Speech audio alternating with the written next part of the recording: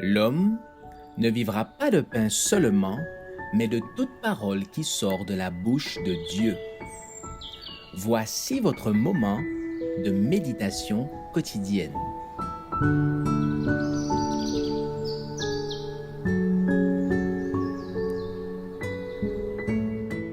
Avec Dieu chaque jour.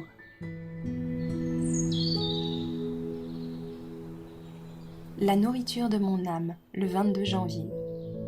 J'ai recueilli tes paroles et je les ai dévorées. Tes paroles ont fait la joie et l'allégresse de mon cœur. Car ton nom est invoqué sur moi, Éternel, Dieu des armées. Jérémie 15, verset 16. Il est impossible à l'esprit humain d'épuiser les vérités et les promesses de la Bible.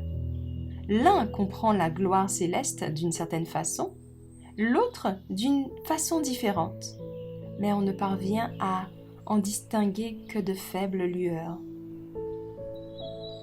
La pleine clarté demeure au-delà de notre vue. Lorsque nous contemplons les grandes richesses de la parole de Dieu, nous nous penchons comme sur une source qui s'élargit et s'approfondit sous nos regards. Sa largeur et sa profondeur dépassent notre intelligence. Tandis que nous contemplons cette source, le spectacle qu'elle nous offre s'agrandit à notre vue et nous découvrons avec ravissement une mer illimitée et infinie.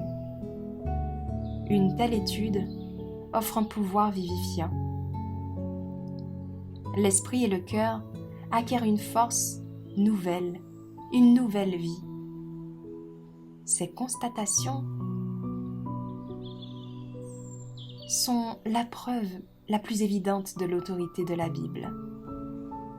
Nous recevons la parole de Dieu comme la nourriture de notre âme, de la même manière que nous recevons le pain nécessaire à notre corps. Le pain subvient à nos besoins organiques. Nous savons par expérience qu'il produit du sang, des substances minérales et cérébrales. Appliquons ce principe à la Bible. Quand ces enseignements sont devenus vraiment les éléments de notre caractère, quels en sont alors les résultats? Quels changements ont-ils apporté à notre vie? Les choses anciennes sont passées. Désormais, toutes choses sont devenues nouvelles.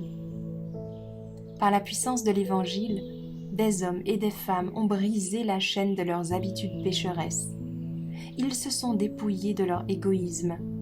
Le profane est devenu révérencieux, l'ivrogne tempérant, le dissolu vertueux. Les personnes qui offraient une ressemblance avec Satan ont été transformées à l'image du Christ. Cette transformation est en elle-même le miracle des miracles. Un changement opéré par la parole de Dieu est un des plus profonds mystères de cette parole. Nous ne pouvons pas le comprendre, mais nous pouvons seulement croire que, selon la déclaration des Écritures, c'est Christ en vous l'espérance de la gloire. La connaissance de ce mystère fournit la clé pour comprendre tous les autres. Cette clé ouvre à l'âme les trésors de l'univers, les possibilités d'un développement illimité.